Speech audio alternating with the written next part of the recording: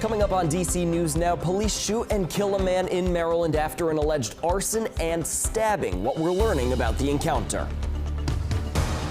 And days after returning from El Salvador, a Maryland senator continuing his plea for the return of a mistakenly deported man. We have an update on the case. Plus, we're stretching your dollar with a look at how you can save on grocery essentials, including eggs. And we had a pretty nice Easter day considering all the storms we had last night across the northern half of the country, or northern half of the DMV. We'll talk about those storms and what to expect for tonight coming up. And of course, it is Easter Sunday. We'll show you the sights and sounds from celebrations across the DC area. You're watching the station covering all of the DMV. This is DC News Now. Good evening, and thank you so much for joining us for DC News Now at 6 on this Easter Sunday. I'm Max Marcilla. Ben Dennis has the weekend off. We begin tonight with developing news out of Prince George's County, where police shot and killed a man earlier this morning in National Harbor. DC News Now's Dave Lavelle joins us live with the latest on the investigation. Dave, what can you tell us?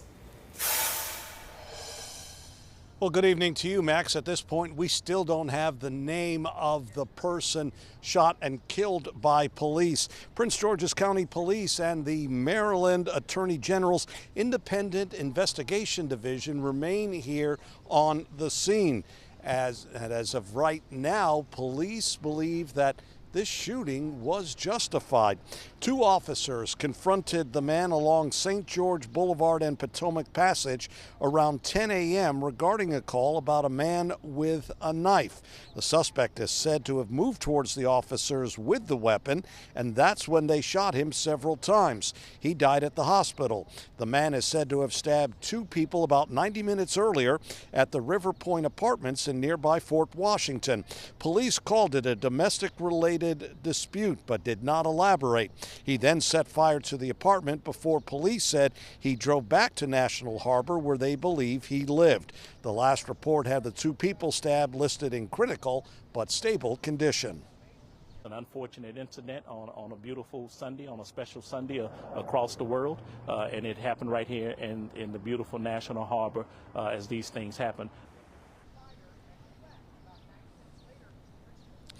Police said they had run-ins in the past with the suspect, but did not say what those were. The officers involved did not get hurt. The the two officers involved have been placed on administrative leave pending the outcome of the investigation. We're live in National Harbor, Maryland. Dave Lavelle, DC News Now. All right, thanks for the update, Dave. We're also following a shooting in Southwest Washington earlier this morning that sent a man to the hospital. Officers responded just after midnight to the intersection of 1st and P Street Southwest. That's near Potomac Avenue. There they found a man who was shot. He was conscious and breathing. He was then taken to a nearby hospital. We don't know his condition right now. Meanwhile, we are seeing what an overnight severe thunderstorm that rolled through western Maryland, it now looks like now. You can see the high winds took out the power lines and down trees. Hurricane force wind gusts were recorded at Hagerstown Regional Airport. They reached 75 miles an hour. That happened around 10 o'clock last night. Now this morning, First Energy Corps reported that about 24,000 Maryland customers and about 30,000 customers in West Virginia were without power, and those crews have been working all day to get those power lines restored. And with that, it was a very quick but a very fast-hitting storm. So we bring in meteorologist Scott Sumner for a look at what happened last night and what we are expecting next. Scott, I mean, you saw those images, that video. That was a pretty serious storm. Yeah, it started around 8:30 or so, and Max, and there were over 30 reports of storm damage here across the northern third of the DMV. It started around 8:30, like I said. It's very rare that it was one isolated rogue storm out ahead of the cold front, which has already passed and moved south of our viewing areas down in Richmond now. But as you can see here, at least a dozen trees down across Hagerstown in that particular vicinity. It looks like Washington County got hit pretty hard, and the northern end of Frederick County as well, over towards the Thurmont area. Of course, as you see our live look in from our tower cam right now, we just have overcast conditions, quiet in D.C. It was quiet last night in D.C. as well. 73 degrees is what the current temperature is. And as you see here, other temperatures across the board, they're into the 60s and 70s, middle 70s, and a few upper 70s down towards Orange County, or what was being felt outside. We'll see those temperatures slide through the 70s and get into the 60s if you aren't already in the 60s, and eventually bottom out about 10 degrees cooler than what we were last night, into the upper 50s tonight. We'll talk more about tonight's temperatures and what to expect to start your new work week. That's all coming up in just a few minutes. Stick around.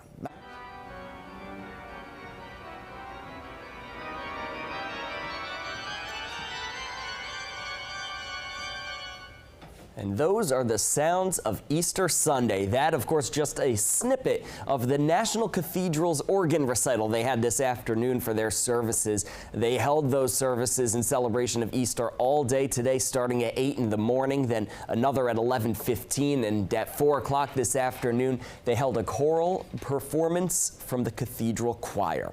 And now you're taking a live look at the White House. Preparations underway for tomorrow's Easter egg roll, a always much anticipated event for families. The Easter egg hunt, yes, they will have real eggs, will feature performances and guest readers, including the First Lady. Now, the White House Easter festivities, they started in 1878, but those egg rolling parties you see there, that started a bit earlier under President Abraham Lincoln. The guests are children and families picked from a lottery, and if you make your way out to the White House tomorrow, we hope you have lots of fun. We're taking a turn now to a story that we have been covering for weeks. New details today in the case of a mistakenly deported Maryland man.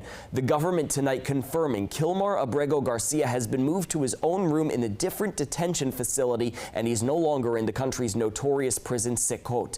Maryland Senator Chris Van Hollen, he met with Abrego Garcia last week, just returned from El Salvador on Friday. It comes less than a month, a little more than a month, I should say, after Abrego Garcia was detained in Prince George's County and deported to Secot. But the Trump administration is alleging he's an MS-13 gang member. Abrego Garcia's lawyers deny that, and he has not been charged with a crime. This case is not just about one man. It's about protecting the constitutional rights of everybody who resides in the United States of America. He's from El Salvador, he's in El Salvador, and that's where the president plans on keeping him. The Supreme Court has ruled the Trump administration needs to facilitate Abrego Garcia's return. A federal judge has said the administration is not showing that it's doing that. And looking ahead, this Tuesday, the Supreme Court is set to hear arguments in a Montgomery County case. The core of the case is whether to allow parents to opt their kids out of lessons that use books with LGBTQ+ characters. At issue are 5 books in the curriculum aimed for K-5 readers, including Prince and Knight, which has 2 men fall in love.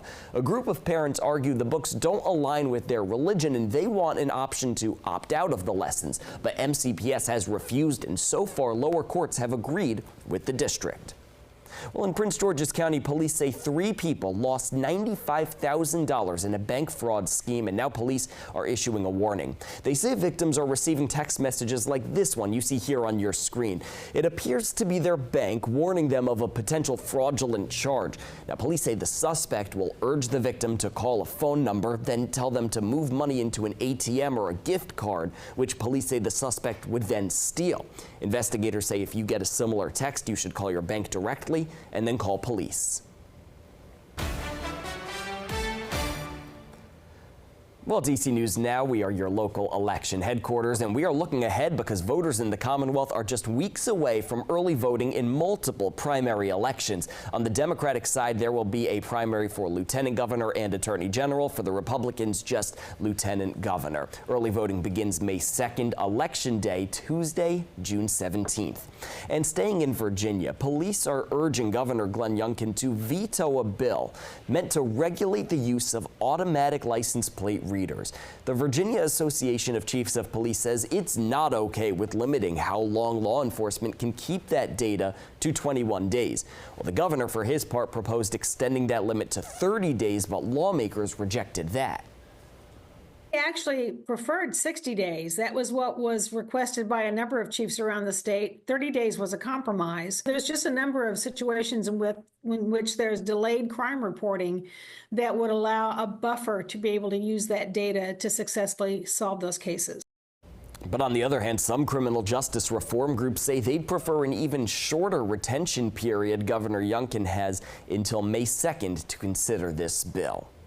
A Metro bus route in Northern Virginia is now officially closed. It shut down permanently this weekend. WMATA says this is for the 10A route. It's stopping service to the southbound bus stop on South Eads Street and 23rd Street South in Arlington. That's where they'll be putting in some road safety hardware starting today. You'll need to find an alternative southbound bus stop. And staying on Metro, the blue and green lines will see construction work this summer from July 5th through the 26th. That work will be done on the southern end of the blue line, meaning no service between Franconia, Springfield, and DCA. Then again, between August 2nd and 31st, the work will be done on the southern end of the green line, meaning no service there between Southern Avenue and Branch Avenue. Well, just ahead on DC News Now, we're helping you stretch your dollar with a look at several staple grocery items. Where can you find the lowest prices on things including eggs and chicken? And spring is ushering in pollen and pests. That is gross. It is a reminder it's time to restart those tick checks. You're taking a live look over Reagan National Airport on this Easter Sunday. We'll be right back after this.